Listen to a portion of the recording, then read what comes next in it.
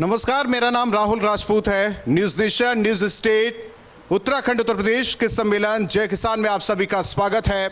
जय किसान थीम इसलिए क्योंकि पश्चिमी उत्तर प्रदेश जो कि किसान भूमि है और यहाँ सियासत अब किसानों को लेकर जोर शोर से हो रही है। सबसे ज़्यादा बात जेवर के साथ, जेवर एयरपोर्ट के साथ फिल्म सिटी को लेकर हो रही है। अगर हम नोएडा की खास तौर पर बात करें और इसके अलावा अगर सहारनपुर से लेकर बागपत, बड़ौद, मेरठ यहाँ की बात करें तो किसानों को लेकर बड़ी बात हो रही है। और ऐसे में पूरे देश की नज़र उत्तर प्रदेश के चुनाव के मद्देनज़र पश्चिमी उत्तर प्रदेश पर सबसे ज़्यादा है। और अपने सेशन की शुरुआत करते हैं। सबसे पहले मेहमानों का परिचय करा देते हैं। हमारे साथ आज मंच पर जुड़ रहे हैं ठाकुर धीरेन्द्र सिंह जी, विधायक बीजेपी, जो कि जेवर क्षेत्र का प्रतिनिधित्व करते हैं। इसके अलावा त्रिलोक त्यागी जी, राष्ट्रीय महासचिव आरएलडी, हमारे साथ मंच पर मौजूद हैं। राकेश यादव जी, एमएलसी समाजवादी पार्टी, हमारे साथ मंच पर जुड़े हैं। धर्मवीर चौधरी, राष्ट्रीय प्रवक्ता बीएसपी, हमारे साथ मंच पर मौजूद हैं। और सवाल सबसे पहले ठाकुर धीरेन्द्र जी से होगा क्योंकि जेवर की बात हो रही, जेवर का प्रतिनिधित्व कर रहे हैं। और जेवर में हाल ही में पीएम ने देश को सौगात दी है जेवर इंटरनेशनल एयरपोर्ट का। और ऐसे में ठाकुर धीरेन्द्र सिंह जी, आप मेज़बान थे, कितनी बड़ी जिम्मेदारी ये आप पर रही? क्योंकि एक तरफ अधिग्रहण करना किसानों से ज़मीन और दूसरी ओर जिस तरीके से शिलान्यास पीएम ने किया और उसके बाद विपक्ष का यह आरोप रहा कि अधिग्रहण पूर्ण रूप से नहीं हुआ और शिलान्यास हो गया। देखिए, ये वही क्षेत्र है जहां सन 2011 में भट्टा पारसौल के किसानों पर बर्बर रूप से लाठियां बरसाई गई थीं। घोड़ी बछेड़ा भी इसी जनपद में स्थित है। तो जहां 2 इंच ज़मीन के लिए खून खराबा होता था, वहां एशिया के सबसे बड़े एयरपोर्ट के लिए किसानों ने सिर्फ नौजवानों के भविष्य के लिए, प्रदेश और देश के विकास के लिए अपनी ज़मीनों को दिया। तो यह एक स्टडी का विषय हो जाता है।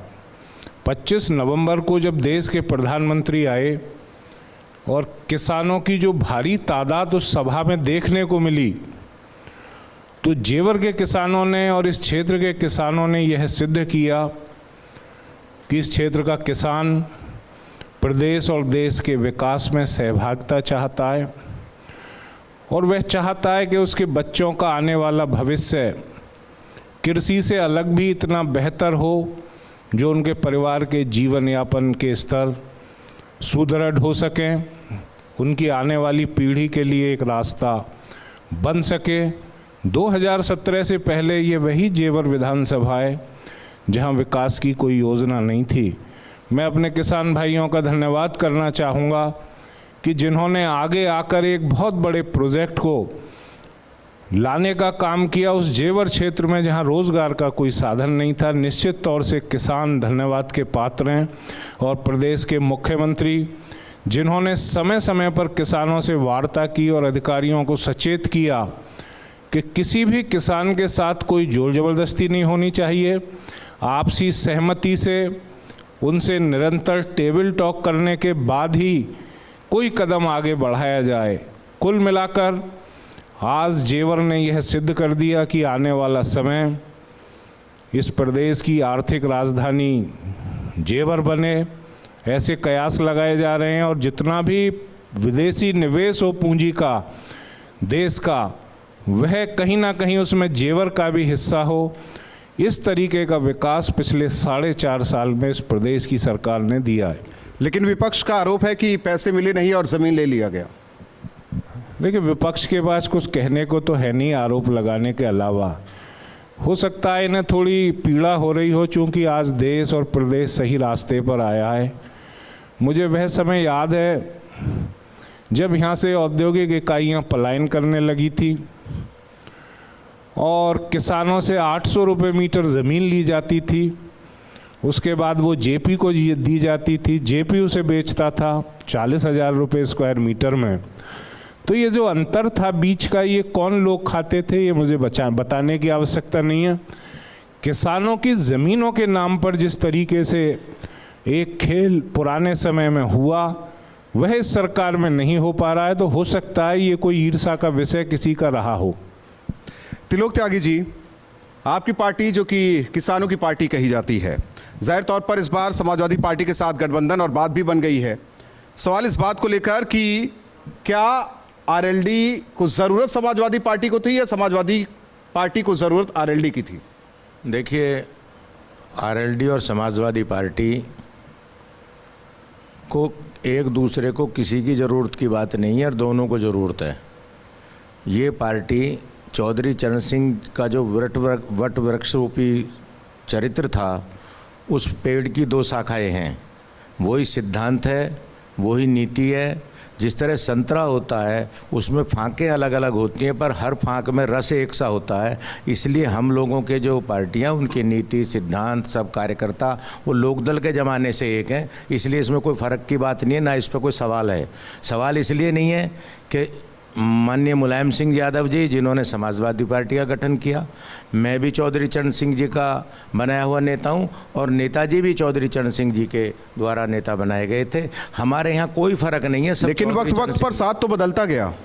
नहीं, साथ तो कई दफ़े बदल जाता, परिवारों में भाइयों भाइयों में बदल जाता, पति पत्नी का भी साथ बदल जाता है। साथ बदलना कोई ऐसी बात नहीं है। कुछ सवालों पे अलग हो जाते हैं, पर हम लोग अलग हुए, हम में झगड़ा नहीं हुआ, कोई मनभेद नहीं है। मतभेद कुछ सवालों पर हो सकता, मनभेद बिल्कुल नहीं है हमारे। तो बात डिप्टी सीएम पद पर बनी? नहीं, कोई ये डिप्टी सीएम ये तो आप लोगों के उछाले हुए सवाल हैं। हमारे यहाँ ऐसा कोई सवाल ही नहीं है। हमारा एक ही सवाल है कि भारतीय जनता पार्टी, अब ये धीरेन्द्र मेरे छोटे भाई हैं, इन्होंने जेवर की बात भी की, किसानों की बात भी की, सारी बातें अच्छी बात है, विधायक हैं और अपने क्षेत्र के विकास में लगे हुए हैं। पर आप तो डिप्टी सीएम की बात पूछ रहे हैं। मैं नोएडा के, इन्होंने एक छोटा सा सवाल मैं ज़्यादा नहीं कहना चाहता। कई महीने से नोएडा के किसान, जिन्होंने कितने साल पहले अपनी ज़मीन दे दी थी, अपने पशु और अपने बच्चों के साथ नोएडा प्राधिकरण पर पड़े हुए हैं। कर रहा ग्रेटर नोएडा का जेवर का सवाल हो सकता है, जेवर में इन्होंने कुछ खूबसूरती करी हो, पर वहाँ भी कुछ सवाल उठ रहे हैं। पर नोएडा का तो देख लो ना, कि नोएडा के सीओ, नोएडा के अधिकारी, नोएडा का के कोई मंत्री रहा होगा या मुख्यमंत्री, कोई बात करने को तैयार नहीं है किसानों से। वो भूखे प्यासे पड़े हुए हैं नोएडा ऑफिस पर। इसको भी छोड़ो। तो आप जो कह रहे हो ना कि ये सवाल, तो ये आप लोग भी कहाँ पहुँचे वहाँ कि उनसे बात कर रहे हैं, किसानों की बात कर रहे हैं? आपकी पार्टी किसानों वाली ऐसा है, किसानों का ये कहना है कि कोई राजनीतिक दल इसमें कोई नेतृत्व नहीं करेगा, इसलिए हम लोगों का समर्थन है, हम समर्थन दे रहे हैं। मैं यहाँ से भी समर्थन दे रहा हूँ, वहाँ से भी समर्थन दे रहे हैं। किसान यूनियन कहती हैं कि हमारे मंच पर कोई नहीं आएगा, तो हम लोग किसान यूनियन को नहीं समर्थन दे रहे, हम उनके साथ हैं, हमारे लोग खुलकर उनके साथ हैं। ये कोई सवाल ही नहीं है। हम किसानों के लिए, आपने कहा किसानों की पार्टी है, बिल्कुल सही है। हम गाँव गरीब किसान के लिए बात करते हैं और वो बात हम करते रहेंगे। इसमें हम एक सवाल आपसे ये भी है कि किसानों की बात कर रहे हैं, किसानों की पार्टी की बात कर रहे हैं, लेकिन ये जो सिद्धांत रहा वो केवल एक परिवार तक जुड़ गया, जैसे आरोप समाजवादी पार्टी पर लगते रहे। नहीं, परिवार, चौधरी चरण सिंह, फिर उनके सुपुत्र, फिर अब जयंत चौधरी के हाथ में पार्टी की कमान और किसानों की बात। अब ये भला तो, कैसे होगा? ये तो एक रेस होती है, इसमें एक रिले रेस है, तो ये झंडी एक दूसरे के हाथ में रहती है। इसमें जयंत चौधरी कोई आज नए तो पैदा नहीं हुए हैं, वो सन 9 में एमपी बने थे, लगातार सड़कों में घूम रहे हैं, काम कर रहे हैं। या तो हमने कहीं से उठाकर किसी एक आदमी को अध्यक्ष बना दिया हो। अखिलेश यादव अध्यक्ष बने तो अखिलेश यादव 15 साल पहले एमपी बने, लगातार घूम रहे हैं सड़कों पे। अब ये कहना, अच्छा परिवार तो एक और भी है। अगर परिवार का कहो तो एक नागपुर में बैठा हुआ परिवार है, वो भी डायरेक्शन दे रहा है। परिवारों पे बहस करोगे तो लंबी बात हो जाएगी, इसलिए मैं उसको कहना नहीं चाहता। परिवार की बात नहीं है, नौजवान लड़ाकू हो, जनता का काम करे और जनता के बीच में रहे, ये एक सवाल है। तो किसानों का भला नहीं हो रहा? नहीं, किसानों का भला होगा क्यों नहीं? किसानों का कहाँ भला हो रहा है? अभी इस सरकार में, अभी की सरकार में किसानों का भला हो रहा है। जितना गन्ने का बकाया पूरे देश में है, उसका 90-95% उत्तर प्रदेश में है। 4000 करोड़ किसानों का गन्ने का बकाया है। बिजली का रेट, जब ये विधायक जी बने थे, इन्हें मालूम होगा कि बिजली का रेट 100 रुपये हॉर्स पावर था अखिलेश यादव के ज़माने में, आज 180 रुपये हॉर्स पावर है। गन्ने का 4000 करोड़ उत्तर प्रदेश में बकाया है। 5 साल में 1 रुपया ब्याज नहीं मिला। अब गन्ना अधिनियम में कानून है कि 14 दिन के बाद जो पैसा मिलेगा उस पर 15% ब्याज दिया जाएगा।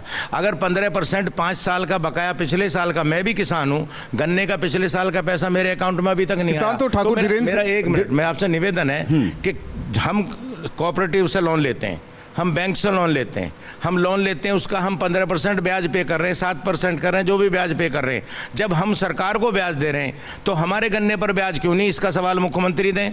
मुख्यमंत्री जी 3 दफ़े हाई कोर्ट ने कह दिया कि किसानों के ब्याज पर कुछ ठीक करो। है, जवाब ठाकुर धीरेन्द्र सिंह जी, फिर इसके बाद राकेश यादव तो जी के देखिए, पास। मैं आपसे उनसे साफ कह सवाल। रहा हूं, हमारी मांग है कि ठीक है, सुन मुख्यमंत्री लेते हैं जी सर। कि गन्ने का तिलोक ब्याज त्यागी जी दीजिए। सुन लेते हैं। हाँ। देखिए, जहाँ तक नोएडा में किसानों के धरनारत होने का विषय है, तो पहले हमारे सभी भाइयों को ये सोचना चाहिए कि उनकी ये जो मांगें हैं वो कौन से सन से चली आ रही हैं। अभी सीएजी ऑडिट सिर्फ ग्रेटर नोएडा प्राधिकरण का 2017 से 10 साल पहले का कराया गया, तो उसमें जो घोटाला सामने आया है वो 30,000 करोड़ रुपए का है। किन की सरकारें थी जिन लोगों ने घोटाले किए? ये घोटालेबाज लोगों ने किसानों को समस्याओं में डाला। आज किसान इसलिए धरनारत हैं कि उनकी समस्याएं 20-20, 30-30 साल पुरानी हैं। आज इन लोगों को बड़ी सहानुभूति किसानों से हो रही है। अगर ये हमदर्द थे तो जब ये समस्याएं शुरू हुई थी इनके समय में, जो अधिकारियों ने वायदे किए, उस वक्त उन समस्याओं का निराकरण क्यों नहीं किया गया? जहाँ तक गन्ना मूल्य और शुगर मिल की हम बात करते हैं, पिछली सरकारों ने शुगर मिलों को बेका। योगी आदित्यनाथ जी की सरकार ने शुगर मिलों को पुनर्जीवित और उनकी क्षमता बढ़ाने का काम किया। जहाँ तक किसानों के भुगतान की बात है, यह मैं दावे के साथ कह सकता हूँ कि प्रदेश के मुख्यमंत्री कृत संकल्पित हैं किसानों के भुगतान के लिए, और मैं आपको यकीन दिलाना चाहता हूं त्यागी जी को कि शीघ्र ही किसानों के जो भी लंबित भुगतान होंगे वो किए जाएंगे। लेकिन इतना अवश्य है कि समस्याएं पुरानी सरकारों ने क्रिएट की हैं, वही आरोप लगा रहे हैं। ठीक है राकेश यादव जी, समस्याएं पुरानी सरकार ने क्रिएट की है और सवाल बीजेपी के विधायक या बीजेपी के नेता से पूछा जाता है। सबसे पहले तो मैं न्यूज़ नेशन चैनल को बधाई देता हूं और उनका शुक्रिया भी अदा करता हूं कि आपने मुझे जनहित का पक्ष रखने का मौका दिया। जहां तक बात है गन्ना भुगतान की और किसानों की, इस प्रदेश का और देश का किसान बॉर्डर पर पड़ा है। 1 साल से ज़्यादा का वक्त हो गया है। ये देश की सरकार और प्रदेश की सरकार इस देश के किसान को इंसान मानने के लिए तैयार नहीं है। पहले तो ये निश्चित करे कि मैं किसान को इंसान मानने के लिए तैयार नहीं है इस देश और प्रदेश की सरकार। अगर तैयार होती तो आप देखिए 700 किसान शहीद हो गए, उससे ज़्यादा शहीद हो गए। प्रदेश सरकार के और देश सरकार के किसी नुमाइंदे ने एक शब्द संवेदना के नाम पर नहीं बोला। ये संवेदनशीलता इनके सरकार की है। रहा जहाँ तक गन्ना का भुगतान है, गन्ना के भुगतान में ये आंकड़े कुछ भी दिखाएं, पिछली सरकारों की तुलना में जो वर्तमान की सरकार है उन्होंने गन्ना भुगतान में बहुत ही कोताही बरती है, वो सारे लोग जानते हैं। इस प्रदेश के किसान आज देखिए, जहाँ तक लॉ एंड ऑर्डर की बात है, लॉ एंड ऑर्डर में लखीमपुर खीरी में इस प्रदेश के जो प्रदेश में गृह मंत्री हैं, गृह राज्य मंत्री हैं, उन्होंने, उनके लड़के ने गाड़ी से किसानों को रौंद दिया, उनके खिलाफ कोई कार्रवाई नहीं हुई। और इस देश की जो एमएसपी है, एमएसपी जब आपने काले कानून ख़त्म कर दिए हैं तो एमएसपी लागू करनी चाहिए। अगर एमएसपी लागू नहीं करते हो तो किसान बात तो हो रही है ना उस पर, बात तो हो रही है। बात तो 1 साल से हो रही है। प्रधानमंत्री जी का बयान है कि मैंने बहुत देर से मैंने समझाने में देर हो गई। आप 1 साल तक ये नहीं समझ पाए कि मुझे कहना क्या है, किसानों से बताना क्या है, और किसान जो है समझ ही नहीं पाया आपकी बात। आप खुद नहीं समझ पाए 1 साल तक। तो आप देखिए इस देश की विडंबना है, इसीलिए किसान सड़कों पे पड़ा है, बर्बर हाल है। आप गांव में जाके देखिए, गन्ना का किसान हो, जो और फसलें पैदा करते हैं, रबी, जायद, खरीफ, सबकी फसलों का बड़ा चौपट हाल है। महंगाई चरम सीमा पे है। डीजल, पेट्रोल और खाद, डीएपी उपलब्ध नहीं हुई इस सीजन। जब राकेश यादव जी सब परेशान है तो समाजवादी पार्टी सड़क पर क्यों नहीं है? समाजवादी पार्टी हमेशा सड़कों पर रही है, और समाजवादी पार्टी ने, चाहे किसानों का आंदोलन हो, चाहे जहाँ तक आज जो बात चल रही है नोएडा प्राधिकरण पर किसानों के धरने की, समाजवादी पार्टी ने बराबर शरीक होकर उनका साथ दिया है। धर्मवीर चौधरी जी, 2007 वाली सोशल इंजीनियरिंग क्या बीएसपी 2022 में दोहराएगी? क्योंकि लगातार प्रबुद्ध वर्ग की संगोष्ठी हो रही है, लगातार सतीश चंद्र मिश्र लोगों को संबोधित कर रहे हैं, क्योंकि 2007 अगर ख़ास तौर पर देखा जाए पश्चिमी उत्तर प्रदेश बेहद महत्वपूर्ण रहा है बीएसपी के लिए। तो पश्चिमी उत्तर प्रदेश की बात हो रही है, नोएडा की बात हो रही है, तो ऐसे में क्या कुछ रणनीति, क्या कुछ स्ट्रेटजी बीएसपी की इस बार? राहुल जी, आपने बड़ा अच्छा स्लोगन दिया, जय जवान, लेकिन इसमें जय किसान। जय किसान जी। लेकिन इसमें कुछ जो धरातल पर चीज़ें मुझे नज़र आ रही हैं पिछले 1 साल से, इस स्लोगन को करना चाहिए था जय किसान, जय जवान, मर जवान और मर किसान। क्योंकि पिछले 1 साल में 700 से ज़्यादा किसानों ने शहादत दे दी, लेकिन ये अंग्रेज़ों से भी बुरी सरकार किसानों की बात को सुनने के लिए तैयार नहीं है। और ये अभी हमारे भाई राकेश जी और विधायक जी धीरेन्द्र जी, ये चोर चोर मौसरे भाई हैं। ये दोनों पार्टियां किसानों को दम घोटने पर लगी हुई हैं। अभी मैं राकेश जी की बात सुन रहा था और भाई त्रिलोक जी की भी बात सुन रहा था। हाई कोर्ट इलाहाबाद के आदेश पर अखिलेश यादव जी की सरकार ने 2000 करोड़ रुपए किसानों के ब्याज के लैप्स कर दिए, और उसका फायदा किसको हुआ? समाजवादी पार्टी की सरकार को और मिल मालिकों को। 2000 करोड़ की बात बता रहा हूं मैं आपको, यह ऑन रिकॉर्ड है। किसान संगठनों ने हाई कोर्ट इलाहाबाद में पीआईएल डाली थी। और दूसरे हमारे साथी धीरेन्द्र जी विधायक जी बैठे हैं, ये कौन सा तेल डाल के बैठे हैं कान में? ये जो किसान बैठे हैं ना, ये कभी अंग्रेजों और मुगलों से नहीं डरे। विधायक जी, आपकी तो हैसियत कुछ नहीं है। प्रधानमंत्री जी ने कहा कि ये खालिस्तानी है, बीजेपी ने कहा ये आतंकवादी है। इस देश के अन्नदाता को आप आतंकवादी बताओगे और कुर्सी पर टिक पाओगे? आपके विधायक और मंत्री गांव में घुस नहीं सकते, इसीलिए आपने थूक कर चाटा अपनी बात को, और एक बिल आपको वापस लेने पड़े। और अभी तो कसर बाकी है। जब तक किसान इनकी कमर नहीं तोड़ देंगे आरएसएस और बीजेपी की, तब तक चैन से नहीं बैठेंगे। मैं चाहता हूं कि ये चर्चा में मर्यादित भाषा का किसान हटे नहीं इस्तेमाल किया जाए। अब जवाब ले लीजिए। अब मैं आता हूं आपकी सोशल इंजीनियरिंग पर। अब मैं आता हूं आपकी सोशल इंजीनियरिंग पर। ये तीनों बीजेपी, समाजवादी पार्टी और लोकदल के भाई बैठे हैं। हम 200 टिकट फाइनल करके मैदान में, अखाड़े में प्रत्याशी उतार चुके हैं, और अभी इनको टिकटों के लाले पड़ रहे हैं। 200 विधायक तो बीजेपी से भागने वाले हैं योगी आदित्यनाथ का साथ छोड़ करके। तो इनको प्रत्याशी नहीं मिल रहे। इनका एक ही एजेंडा है, पाकिस्तान, हिंदू, मुसलमान, गाय, गोबर, कैराना, इनका यह एजेंडा है। अभी केशव प्रसाद मौर्य दिन भर भांग खाली रोने, उन्होंने कहा अब हम कृष्ण जन्मभूमि को छोड़ेंगे। अरे इस देश में बेरोजगारी का हाल क्या है? किसान मर रहे हैं। आप जीएसटी और नोटबंदी करके वैसे ही व्यापारियों की कमर तोड़ चुके हो। ठीक है धनवीर जी, आप जवाब ले लीजिए। ठाकुर धीरेन्द्र जी अपना रोजगार मांग रहे हैं, जवाब ले लीजिए। तो इनको मूल मुद्दों से मतलब नहीं है। ठीक है, ये देश की जनता को, प्रदेश की धनवीर जी आप जवाब ले लीजिए। धर्मवीर जी जरा किसी और की भी, और अब ये पॉसिबल नहीं है। राहुल जी, आप तेज बोलकर आवाम की आवाज को दबा नहीं सकते। नहीं, मैं तेज नहीं बोल रहा हूँ। आप अब मेरे बोलने का समय, आप चुप हो जाइए। लखीमपुर खीरी के आप तेज बोलकर आवाम की आवाज को दबा नहीं सकते। आप कहां गए थे जब सन 2011 में किसानों पर लाठियां बरसाई गई? शिकारपुर में और भट्टा पारसौल में आप किसानों के हितैषी बनते।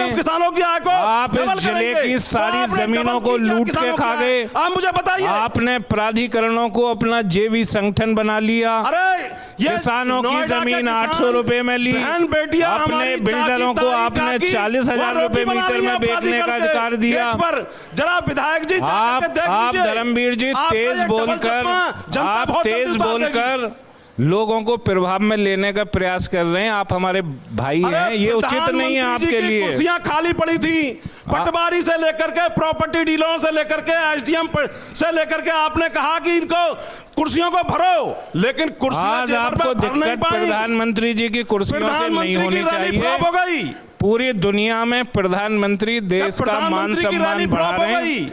आपके विधायक जी, समय में जो धरातल पर भ्रष्टाचार धरातल हुए, धर्मवीर जी जवाब आपके देने समय दीजिए। में किसानों पर जो लाठीचार्ज हुआ वह यहाँ बैठे हुए सभी लोग जानते हैं।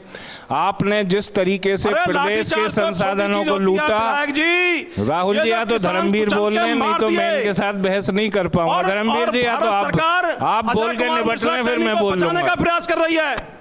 इस पर जवाब दीजिए आप मुझे। वो बर्खास्त कब होगा? 120 बीघा मुलजिम। ठीक है राकेश यादव जी, बुलडोजर की बात मैं अखिलेश अपनी यादव क्यों बात कर रहे हैं? पूरी करूंगा, धर्मवीर जी चुप हो जाए। जवाब धीरेन्द्र जी दे ले तो फिर इसके बाद आप इस बहस को सामने बनाइए, चुप कराएंगे। इस बहस को सामने बनाइए। धर्मवीर जी सुन लीजिए, बहुजन समाज धर्मवीर जी सुन लीजिए, राहुल ठीक जी, मुझे है। छोड़ना पड़ेगा। अब आपने सवाल उठाया तो जवाब भी ले लीजिए। इस स्तर के वक्ता अगर आप यहाँ बिठाएंगे, आपने सवाल उठाया धर्मवीर जी, तो मुझे जवाब ले छोड़नी लीजिए आप। पड़ेगी डिबेट। राहुल जी, ये इस स्तर के कहाँ से पकड़ के ले आए अब वक्ता? राकेश यादव जी, राकेश यादव जी, एक मिनट दबाने का प्रयास कर रहे हैं। धीरेन्द्र जी, आप सुनते जवाब क्यों दे दीजिए, नहीं? जवाब दे मैं दीजिए। जवाब दे रहा हूँ। जो है इनको कहां से मैं दोनों को जवाब दे रहा हूँ इन्हें। 45% से पता ज्यादा नहीं ये लोग कहाँ से पकड़ के ले आए। आप ऐसे वक्ताओं को इन्हें जानकारी कुछ है नहीं। बता दो, ये कहाँ से आज पकड़ के मुल्क लाए हो? तरक्की कर रहा है तो इन्हें इस बात से गुरेज हो रहा आपने है। पूरा देश बेच अरे डाला। मैं झूठ ये बोल रहा हूँ। बताओ, आपने जमुना कहाँ से किसानों पे पकड़ के लाए लाठियां हो? बरसाई, वो बैठे भट्टा पारसोल के किसान। आपने उनकी जमीनों अरे का बलात् चाय बेचते अधिग्रहण बेचते किया। पूरा देश बेच डाला। ये बताओ आपकी कि ये पूरी जमुना कहाँ पार्टी से ने पकड़ के लाए नोएडा हो? को लूट का अखाड़ा बनाया। राजपूत जी, और जहां तक राकेश जी का बात है, ये सुरक्षा की बातें करते हैं। ये जनता धोखे में आ गई। धीरेन्द्र जी सहारनपुर में थे गृह मंत्री अमित शाह और सीएम योगी, उन्होंने कहा 300 प्लस, अखिलेश कह रहे हैं 400। ठीक है धर्मवीर जी सवाल आगे बढ़ाते हैं, चर्चा आगे बढ़ाते हैं। 300 प्लस किस बात और पे अखिलेश चर्चा कह रहे हैं हो रही है? 400। क्या कर रहे हैं? सवाल आपको लेकर पश्चिमी उत्तर प्रदेश मौसेरे में भाई ये है। हैं। धीरेन्द्र सिंह जी, कैसे इस बार सरकार रिपीट होगी? कल गृह मंत्री अमित शाह सहारनपुर में थे, मां शाकुंभरी देवी के क्षेत्र में थे, सीएम साथ में थे, हामी भी भरवा ली 350। हालांकि बीजेपी के नेता कह रहे हैं वो तो 300 प्लस की बात कर रहे हैं, अखिलेश यादव 400 की बात कर रहे हैं। आखिर आधार क्या है? हामी तो भरवा ली, मुद्दे अभी भी सड़क पर नहीं आ पा रहे हैं। सवाल जवाब तो मंच पर, मीडिया के मंच पर हो रहा है, न्यूज़ स्टेट, न्यूज़ नेशन के मंच पर हो रहा है। आधार क्या है कि इस बार फिर सरकार रिपीट कर रही है? नहीं, इसमें क्या किसी को कोई संशय नजर आ रहा है? अगर सरकार रिपीट कर रही है तो अपने विकास के मुद्दे पर कर रही है, अपने सुरक्षा के मुद्दे पर कर रही है। अभी राकेश जी ने सुरक्षा की बात की थी तो मैं उन्हें वो तांडव भी याद दिलाना चाहता हूँ जब रामवृक्ष यादव जी ने एक समानांतर सरकार मथुरा में चलाई थी और जो गुंडागर्दी का आलम था। धर्मवीर जी तो किसी को बोलने ही नहीं दे रहे इनके समय में। किसानों पर जो अत्याचार हुआ था इनके समय में, पॉलिटिकल व्यक्ति नहीं थे। राकेश जी, मैं पार्टी पॉलिटिक्स से जोड़ के किसी रामराज्य का वादा करके आए थे, हमसे कोई गलती हो आपने किस स्तर के लोग बिठा रखे हैं भाई साहब? धर्मवीर जी बात पूरी होने इनका दीजिए। स्तर क्या है? ये बीच में क्या टोकते हैं? सुनते क्यों नहीं है? अरे आपको जनता जवाब दे देगी। आप ऐसे ही बोल बोल के ना ज्यादा बेवकूफ नहीं बना सकते जनता को। 2017 के बाद आपके सारे गुंडे बदमाश राज्यों में, योगी राज में घरों में दुबक गए। आपकी पार्टी आपने जो भ्रष्टाचार किए उनकी पोल खुल चुकी है। किसानों पे अत्याचार आप करते हैं, फिर हमदर्दी भी आप ही कर रहे हैं। समस्याएं किसानों की आपने पैदा की, अब आप उनके हमदर्द बनने और बोलने किसी को देते नहीं है, तो ये गलत बात है। रणवीर जी, कब तक चलाओगे? हिंदू मुसलमान को कब तक बेचोगे? राकेश यादव जी, बुलडोजर से क्या क्या दिक्कत है हम इस अखिलेश यादव राष्ट्र को? को तोड़ दें? मॉडल नहीं है आपके पास? राकेश यादव जी, तुष्टीकरण की नीति के लिए अखिलेश यादव जी, बुलडोजर से क्या दिक्कत है अखिलेश यादव को? बुलडोजर तो माफिया पर चल रहा है, लेकिन परेशानी अखिलेश यादव को हो रही है। राकेश यादव जी, और हमारी सरकार भी राकेश सबक यादव सिखाएगी। जी, बुलडोजर से क्या दिक्कत है अखिलेश यादव को? कार्रवाई माफिया पर हो रही है और दर्द अखिलेश यादव को क्यों हो रहा है? देखिए, एक पक्षी कार्रवाई, द्वेष भावना से की गई कार्रवाई, जो बुलडोजर चल रहे हैं सारा प्रदेश जानता है, सारे लोग जानते हैं, सब भ्रांत व्यक्ति समझते हैं कि बुलडोजर पक्षपात तरीके से चल रहा है। क्या क्रिमिनल और क्राइम एक ही पक्ष के लोगों के द्वारा किया जा रहा है? सबको पता है कि ये द्वेष की भावना से बुलडोजर चलाया जा रहा है और ये प्रदेश की सरकार द्वेष भावना की नींद से इस तरीके के कृत्यों को अंजाम दे रही है। और मैं समझता हूँ कि भविष्य में इन सब का अंजाम बहुत खराब होगा और उन्हें इसका अंजाम भुगतना पड़ेगा। चेतावनी दे रहे हैं आप? भविष्य में समाजवादी पार्टी की सरकार बनेगी और पूरे बहुमत के साथ सरकार बनेगी। इसे बीजेपी के नेता धमकी समझे या चेतावनी समझे? राकेश जी, इसे बीजेपी के नेता धमकी समझे या चेतावनी? ये धमकी नहीं है, ये आठ है। तो उनका परंपरा शब्द है, वो तो देंगे ही देंगे, क्योंकि समाजवादी पार्टी का कल्चर ही गुंडागर्दी का है। ये तो खैर चोर मोहसे थे भाई, एक ही बात शुरू कर दी इन्होंने। ये नहीं मानने वाले हैं, मंच से नजर आ जाएगा। ये नहीं मानने वाले हैं, ना पत्ती बचेगी ना मंच बचेगा। मिली भगत खुद करे, मिली भगत खुद किए हुए हैं, मिली भगत खुद इनकी चल रही है,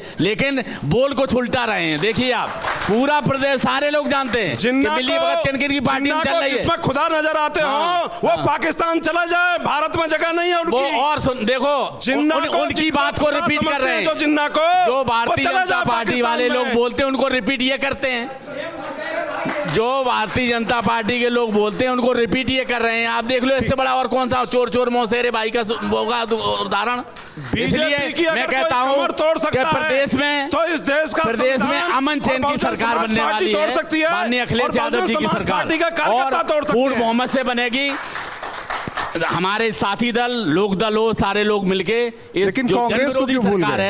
इसके खिलाफ राकेश यादव जी, कांग्रेस को क्यों भूल गए? अब तो प्रियंका गांधी भी चिंता मत करो, आप अपना दल बचाओ, परिवार कर रही हैं। उसकी चिंता मत करो, आप अपना दल बचाओ। एक ही एमएलए नहीं बचाया, बच्चे कोई रहने जाएगा। राकेश यादव जी, प्रियंका गांधी का कहना है कि चुनाव आते ही अब अखिलेश बाहर निकल आए हैं। नहीं, अखिलेश बात नहीं बनी, इसलिए प्रियंका कह रही है अखिलेश को कोरोना काल के नियमों का पालन करते हुए और जितनी भी वैक्सीन लगवाई नहीं लगवाई अखिलेश जी ने, जरा ये तो बता दो राकेश भाई। चिंता मत करिए, आप अपना देखिए वैक्सीन, आप चिंता मत करो वैक्सीन का। वो पाकिस्तान से आई है, वैक्सीन लगवा लो जरा उसको भी। देखिए जिन्ना मेडिकल कॉलेज से, देखिए ये जिन्ना मेडिकल कॉलेज से आई है, लगवा लो उसे। बीजेपी की भाषा बोल रहे हैं, ये बीजेपी की भाषा, बीजेपी की भाषा। अरे लगवा लो भाई वैक्सीन। मिली भगत किसकी है? मिली भगत राजपूत जी किसकी है? देखिए आप, ये इससे बड़ा और क्या उदाहरण हो सकता है? वो तो मुद्दे उठा प्रदेश में अब की बार जन विरोधी सरकार के खिलाफ इस प्रदेश की, चाहे दलित, गरीब, मजदूर, किसान, सवाल यह है कि आरएलडी का साथ आपने ले लिया, कांग्रेस का साथ क्यों नहीं ले रहे? सॉरी, आरएलडी का साथ आपको मिल गया, राजभर का साथ मिल गया, कांग्रेस का साथ क्यों नहीं मिल पा रहा? कुछ अंदर से लेना नहीं चाहते एजेंडा उसमें बैठा। और जो प्रवक्ता जी बोल रहे हैं, इनका दल भी 80% मेरे साथ। सुन लीजिए राकेश यादव जी, इनका दल भी 80% कांग्रेस और एक महीने बाद अगर सारा विपक्ष बीजेपी से लड़ाई लड़ा भी एक साथ क्यों नहीं? आरक्षण को खत्म करने में यादव महासभा का ही रोल था। ठीक है, आप सुन लेते हैं। जाटों के जाट रेजिमेंट को कम करने में भी माननीय मुलायम सिंह जी का ही रोल था। सुनो, ऐसा है राहुल जी, पहले तो डिबेट को यार ठीक से कराओ। मुझे पता नहीं था कि इस तरह की डिबेट होगी। मुद्दों की बात हो रही है, मुद्दों पे बात, हाँ मुद्दों पे बात करो। और जिस आदमी को बोलने का, एक मिनट, जिस आदमी को बोलने का समय वो बोले, ये तो तरीका है। इसलिए मैं निवेदन कर रहा हूँ कि अगर किसी को जवाब देना तो उस जवाब को अपने समय पे दे। जी हाँ बताइए, क्या सवाल है? सवाल आपसे ये कि आप तो समाजवादी पार्टी के साथ जा रहे हैं, हालांकि बार बार कहा जा रहा है कि अगर समाजवादी पार्टी की सरकार बन गई तो फिर वही माफिया राज, गुंडा राज। देखिए ऐसा है, थाने में काम नहीं होगा। आप एक बात सुनिए, कानून व्यवस्था बिगड़ जाएगी। जिनके पास कोई काम नहीं होता है वो इस तरह के सवाल खड़े करते हैं। समाजवादी पार्टी की जब सरकार बनेगी, जब समाजवादी पार्टी का जो ये गठबंधन बन रहा है, जब ये काम करेगा तब ये पता चलेगा क्या काम होने हैं। उससे पहली सरकार के भी कामों का सबको मालूम है, इस सरकार का भी मालूम है। अभी धीरेन्द्र भाई ने भी अपनी बात रखी। मैं आपसे कह रहा हूं कि 2022 में आय दोगुनी करने का वादा प्रधानमंत्री जी ने किया। खाद का दाम, खाद का कट्टा आज़ादी से लेके 50 किलो का है। ये पहली सरकार बनी आज़ाद भारत में जिसने 5 किलो खाद निकाल लिया। किसान के खाद की 5 किलो खाद की चोरी हुई है इस सरकार में। नंबर 1 बात। नंबर 2 बात, बिजली का रेट मैंने आपको बताया कि 100 रुपये हॉर्स पावर से महाराज जी ने 180 रुपये हॉर्स पावर कर दिया। महाराज जी ने जितने भी टैक्स लगाए, आपके देश के प्रधानमंत्री ने डीजल 60 रुपये। नहीं, मेरा एक मिनट, मेरा ठीक है, आपका नहीं, पहले मेरी बात पूरी हो। पहले नहीं, मैं जोड़ना चाहता हूँ, आपकी सारी चीज। मैं डिबेट में गाली गलौच में नहीं आना चाहता, इसलिए मेरी बात पूरी होने दे। एक चीज जोड़ना चाहता हूँ, पहले मेरी बात पूरी होने दे, फिर आप जोड़ देना, मुझसे सवाल कर लेना था। तीसरा सवाल मैं आपसे कर रहा हूँ कि प्रधानमंत्री जी ने जब ओथ ली थी उस वक्त डीजल का रेट 60 रुपये था। जब ये वादा किया था कि हम आय दोगुनी करेंगे, आज 60 रुपये से डीजल का रेट 90 रुपये हो गया। ट्रैक्टर की कीमत बढ़ गई, उसके बच्चे की फीस बढ़ गई, उसके ज़रूरत की सारी चीज़ें बढ़ गई। और आपको मालूम होगा, ये चूँकि हम नोएडा में कॉन्क्लेव कर रहे हैं, अगर ये गांव में कॉन्क्लेव होती तो आपको पता चलता। इतनी किसानों की चिंता नहीं, थी तो मैं RLD आपको बैकफुट पर चली गई। मेरा निवेदन सुनिए। आरएलडी है, लोकसभा चुनाव या विधानसभा चुनाव में क्यों नहीं करिश्मा कर पाई? नहीं इतनी किसानों जीत की चिंता पाए, थी। नहीं जीत पाए, सड़क पर हैं। जीतना कोई पैमाना नहीं होता, लड़ना पैमाना होता है। अगर जीतना बुलंदाई ही भी पैमाना नहीं हो, दिख रही है। सुनिए, जीतना ही अगर पैमाना हो, ये कोई सवाल नहीं है। सवाल ये है कि प्रधानमंत्री जी इस वक्त कौन है, मुख्यमंत्री जी कौन है। योगी जी मुख्यमंत्री हैं, प्रधानमंत्री मोदी जी हैं। 5 साल का हिसाब योगी जी से लिया जाएगा, 7 साल का हिसाब प्रधानमंत्री से लिया जाएगा। धीरेन्द्र जी, हिसाब दे दीजिए। मैं अभी अपनी बात समाप्त कर दूं। धीरेन्द्र जी, केवल मीडिया का मंच इस्तेमाल करके नहीं, सवाल कर सकता है, मैं सड़क पर आपसे उतरकर सवाल नहीं कर सकता। मैं आपसे कह रहा हूं, जवाब दे दीजिए। नहीं, अभी जवाब ले लीजिए ना, हो अभी गया मेरी सवाल की बात भी तो बात पूरी नहीं हुई ना, बात पूरी। ठीक है, पूरी कर लीजिए। अब अगर मैं भी फिर मैं इनके बीच में, आप ये चाहते हो कि मैं इनके बीच में बोलूं? नहीं, सवाल मैं सवाल इनके बीच पूरा में नहीं कीजिए। बोलूंगा। मैं ये कह रहा हूं, मेरा निवेदन है कि जो 22 में झूठ बोलने का काम किया था, वो काम अब साबित हो गया कि 22 में जो 14 में कहा था कि आमदनी दोगुनी करें, किसान की आमदनी आधी हो गई। धान का रेट जो सरकार ने तय किया, मिनिमम सपोर्ट प्राइस है, इसका मतलब है एमएसपी का मिनिमम सपोर्ट प्राइस, इससे कम पे नहीं होना चाहिए। धान आज 500 रुपये कुंटल कम बिक रहा है। जिस किसान की खर्चा दुगना हो गया और 500, तो हम ये मांग नहीं करेंगे कि वो उसी रेट पे बिके। ये भारतीय जनता पार्टी ने आज देश में मैक्सिमम सपोर्ट प्राइस बना दिया। 2017 से पहले अच्छा था सब। हाँ, सब अच्छा था, इतनी लूट कभी नहीं हुई। धान 4000 तक बिका है। आप आंकड़े निकालो, मोदी जी जब थे 3700 धान बिका है। आपको मालूम ही नहीं है, मोदी जी के दोस्त धान इकट्ठा कर रहे हैं। अंबानी और अडानी ने सारा कब्जा कर लिया। अब मैं कहना नहीं चाहता, यहाँ पर मैं उस बात का जिक्र नहीं करना चाहता कि 3 कानून आने से पहले आपने वेयर हाउसेज बना दिए, आपने सारा बिग बाजार खरीद लिया। अब मैं कहना नहीं चाहता, इन सवालों को मैं उठाऊंगा तो बहुत लंबी बहस चली जाएगी। आप एक आदमी को, आज आपने गंगा एक्सप्रेसवे एक आदमी को दे दिया, आपने सारे एयरपोर्ट एक आदमी को दे दिए। आज अडानी देश का नंबर 1 का सेठ होने जा रहा है। जब मोदी जी आए थे गुजरात में, अडानी हजारों रुपए में था, करोड़ों में नहीं था। आज वो उत्तर प्रदेश का नहीं, हिंदुस्तान का नहीं, एशिया का नंबर बड़ा सेठ हो रहा है। इस पर क्या होगा? डॉक्टर लोहिया ने कहा था कि खाई कम होनी चाहिए गरीब और मजदूर की, ये खाई चौड़ी होने के बजाय और नीडी होनी चाहिए। पार्टी बनी राकेश यादव को बता दीजिए, जिससे गठबंधन आप लोगों ने किया है। त्यागी जी की उन्होंने बात तो परिवारवाद की भी बात की थी, वही चल रहा है। मैं राहुल जी त्यागी जी की बात का जवाब दे दीजिए। देखिए, जहाँ तक एमएसपी का विषय है, मेरे भाइयों को मुझे समझाने में बड़ी मशक्कत करनी पड़ रही है, क्योंकि बोलने का मुझे मौका ही नहीं दे रहे हैं। मिनिमम सपोर्ट प्राइस ना पहले कानून था जिसकी आप मांग कर रहे हैं। आपने आज़ादी के बाद से क्यों नहीं इस बात की मांग की कि इसके लिए कानून बनाया जाए? और जहाँ तक आप किसानों के हितों की बात कर रहे हैं, स्वामीनाथन आयोग का गठन हुआ था सन 2004 में, और वो भी इसलिए कि देश के किसानों की स्थिति को कैसे मजबूत किया जाए और उनकी उत्पादन लागत के सापेक्ष कैसे उनके मूल्य दिलवाया जाए। उस स्वामीनाथन आयोग ने किस्तों में अपनी 3 रिपोर्ट 2007 तक तत्कालीन सरकार को प्रस्तुत की, जिसमें किसानों की उन्नति के बहुत विषय थे। उस रिपोर्ट को तत्कालीन सरकार ने रद्दी की टोकरी में डाल दिया। वह देश के प्रधानमंत्री नरेंद्र मोदी थे जिन्होंने सत्ता में आने के बाद उस रद्दी की टोकरी से उस रिपोर्ट को निकाला और धूल हटाई और किसानों के हित में अपने पहले कार्यकाल में मिनिमम सपोर्ट प्राइस को उनकी लागत के सापेक्ष लागू किया। इस बात को मैं नहीं कहता, इस बात को स्वयं उस आयोग के अध्यक्ष स्वामीनाथन जी ने अपने पत्र के माध्यम से कहा कि अगर किसानों के हित में किसी ने आजादी के बाद काम किया है तो वो देश के प्रधानमंत्री। अब देखिए, ये फिर बोल गए बीच में, भाई ये बदतमीजी है। आप बदतमीज लोगों के साथ बिठाएंगे हमें डिबेट में, सुनते क्यों नहीं है? ये कोई सरकार के पैसे थोड़ी है। दिक्कत ये है, हम राष्ट्र के लिए काम कर रहे हैं, सत्ता के लिए काम कर रहे हैं। जेल भेजिए, ये तथ्यात्मक बात सुनेंगे ही नहीं, दिलवाइए आप, क्योंकि हम राष्ट्र के लिए काम कर रहे हैं, मजबूती के लिए। सरकार इन्हें सत्ता की लड़ाई हो रही है, इन्हें सत्ता प्राप्त करनी है। मालिकों का साथ दे रही है। जनाबे आली, आप ऐसे तेज आवाज में जनता की आवाज को नहीं दबा सकते। जब आप तथ्यों की बात हम करें तो उसे सुनिए ध्यान से। अरे 4000 करोड़ आप जनाबे आली सुनिए, एमएसपी पर गारंटी कब देंगे? पहले बिजली कुछ विशेष क्षेत्रों में आती थी, गारंटी अब इन्हें जलन हो रही है। पूरे उत्तर प्रदेश में 24 घंटे बिजली आ रही है। चल रहा है। जहां तक ये यूरिया की बात करते हैं, नीम कोटेड यूरिया इसलिए दिया गया है कि 5 किलो किसानों को बचाया गया, उतने ही यूरिया में उससे भी ज़्यादा फसल को हम पूरी तरीके से खाद दे पा रहे हैं। ये टेक्निकली भी किसानों का भला नहीं होना देना चाहते।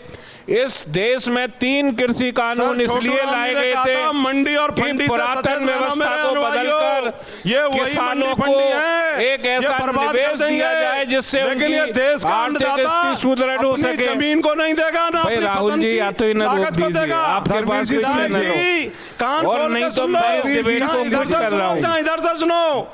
अन्नदाता ठीक है, पहले अपनी से या तो आप आपको धर्मवीर जी अपनी ये पूरी डील बात महंगी करके सुन लीजिए पड़ेगी। तसल्ली से। आपकी या तो जमानतें पूरी जब्त बात हो करने जाएंगी दीजिए धीरेन्द्र जी को। 2022 में। ये राष्ट्र विरोधी लोग हैं, ये जमानतें जब्त कराएंगे अरे राष्ट्र भक्तों की। हमारे पूर्वजों अरे आप के लूट इतिहास के को खा पढ़ गए लो पूरे प्रदेश कि को, कौन- आपका पेट कौन नहीं भरा राष्ट्र अभी विरोधी तक। है और कौन राष्ट्र का आपने देशभक्त है। नोएडा लूट के जरा खा हमारे लिया। इतिहास को पढ़ लेना बहन जी विधायक के जी। भाई सारे नोएडा को लूट के राकेश खा यादव गए। जी, राकेश यादव आप जी, ठीक है। प्रदेश के राकेश यादव संसाधनों जी, को लूट के खा हिंदू गए। मुस्लिम कौन कर रहा है? आप कहते हैं कि बीजेपी कर रही है, लेकिन जिन्ना का नाम लेते हैं अखिलेश यादव। निश्चित रूप से जिनका नाम ले रहे हो आप वही हिंदू मुस्लिम कर रहे हैं। हम लोग हिंदू मुस्लिम इसमें का आगे कोई ये भी मामला सवाल है नहीं, कि हमारे नाम तो लिए अखिलेश सब यादव ले बराबर रहे हैं जिन्ना का। सब धर्म बराबर हैं और सब भगवान बराबर हैं। इसलिए हम लोग कोई हिंदू मुस्लिम नहीं करते। हम लोग विकास की बात करते हैं, हम लोग नौजवानों की बात करते हैं, हम लोग महिलाओं की बात करते हैं, हम लोग दबे पिछले लोगों की हाँ, बात करते मुलायम हैं, सिंह ने कहा गिरे था हुए बातों बच्चों से करते हैं, गलती हो जाती करते है हैं। महिलाओं के संदर्भ में। हाँ। मुझे याद है कि वो स्टेटमेंट पिछले पूरा बयान देख देश लीजिए, जानता है। वो पिछले बयान देख राकेश लीजिए बहन जी के, जरा और अपने माननीय भी मुलायम सिंह जी के स्टेटमेंट को अपने भी कोट देख कर लो। लीजिए, सबके कोट करके तभी तो बता रहा हूं आपको कि बयान देख लीजिए बहन जी के और अपने भी बयान देख लीजिए। ठीक है, कि क्या बोलिए, कह रहे हैं राकेश आप। यादव जी। राहुल जी, इसलिए मैं एक बात कहना चाह रहा हूं। राहुल जी, नहीं, अगर बात कि मुद्दों की होती है तो राहुल इस जी, जगह का नाम इसमें- क्यों लिया जाता है इस देश में, राहुल इस प्रदेश जी, में? आपने योगी जी की किसान क्रांति लिख रखी है और किसानों पर बात हो रही है। यहाँ किसानों पर तो कोई बात ही नहीं हो रही। यहाँ तो कभी बॉल इधर फेंक दी जाती है, कभी इधर। अरे किसानों पे बात कर लो। मैं आपसे फिर कह रहा हूँ, आप एमएसपी पे जब बात आती किसान- है तो देखिए, मैं किसान के बेटे अखिलेश यादव कहते हैं मैं तो किसान का बेटा हूं, तो फिर वो जिन्ना की बात देखिए नहीं, सवाल तो उठेगा, ऐसे यार, विपक्ष की बात एक बात अगर सुनो, होगी, किसान तो का सवाल बेटा उठेगा। किसान का सवाल- बेटा देखिए, क्या सवाल स्कूल में नहीं राकेश यादव जाएगा से क्या? है।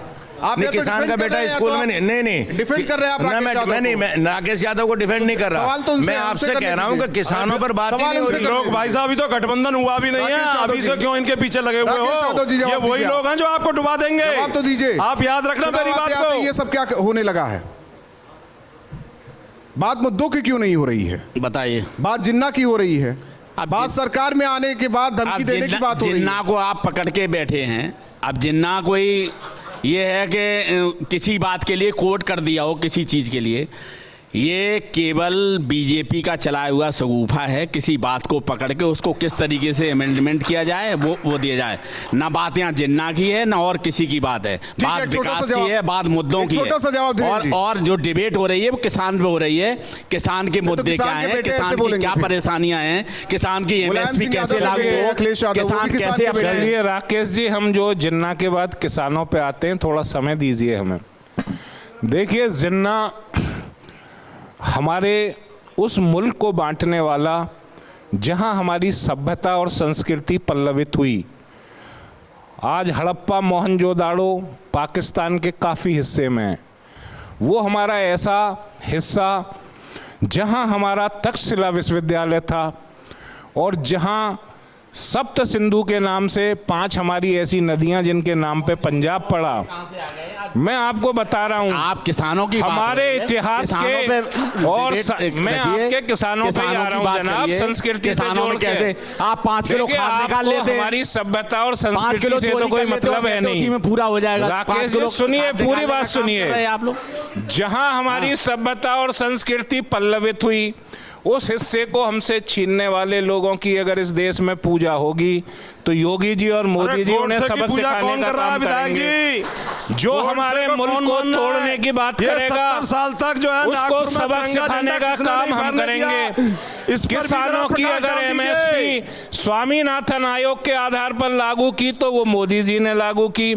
आज प्रदेश में 24 घंटे और ये बिजली आ रही है। मोदीनाथन क्या कर रहे हैं? पहले स्वामीनाथन सफाई ने में तो कुछ नहीं बिजली किया, आती ये थी। मोदीनाथन क्या कर रहे हैं? इन लोगों जरा को इसको भी बता इस दीजिए। विकास मॉडल से परहेज है, बाकी इनका कोई लेना देना नहीं है। ये मुंगेरी लाल के हसीन सपने देख रहे हैं जो कभी पूरे नहीं होंगे। देखिए, ऐसा है राहुल जी, अभी एमएसपी पे बहुत बात हो रही है। मैं आपने भी एक बात कही, एक सवाल पूछा मेरे से कि क्या पहले से ये काम हो रहा था। मैं आपको सन 14 का बता रहा हूँ, आंकड़ा निकलवा लो। धान 3700 रुपये बिका था और चावल 100 रुपये किलो था।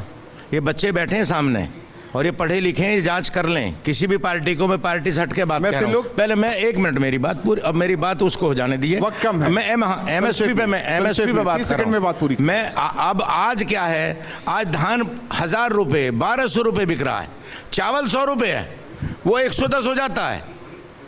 जब सरसों किसान के खेत में थी तो तेल 80 रुपये, जब सरसों लाला जी के चली गई तो तेल 220 रुपये। ये क्या कारण है, इस पर जरा पता लगाया जाए। दूसरा कारण ये, जब धान का रेट आज 1000 रुपये है विधायक जी, तो फिर उसका चावल का रेट तो इन गरीब लोगों को 50 रुपये कर दो। ये किसके जेब में पैसा जा रहा? ये भारतीय जनता पार्टी के दोस्त लोग हैं, जो शुगर मिल के मालिक हैं, जो धान मिल के मालिक हैं, अडानी और अंबानी। ये भारतीय जनता पार्टी को पाल पोस रहे हैं। त्यागी जी, वो जो अनाज जा रहा है वो इस देश की उन करोड़ों जनता के घरों में जा रहा है, जिसे हम अन्न मुफ्त दे रहे हैं। इन्होंने पैदा किया, इन्होंने व्यापारियों ने थोड़ी पैदा किया। ये उन देश के गरीबों की भूख मिटाई उत्तर प्रदेश के मंच पर आए, बहुत बहुत धन्यवाद। आपका जो सवाल है वो गलत किसानों है। की हो रही है, क्योंकि किसान भूमि पश्चिमी उत्तर प्रदेश, और जिस तरीके से सियासत भी किसानों के इर्द गिर्द पश्चिमी उत्तर प्रदेश में घूम रही है। हालांकि किसान अब किसे आशीर्वाद 2022 में देते हैं, ये देखने वाली बात होगी। धन्यवाद आप सभी का।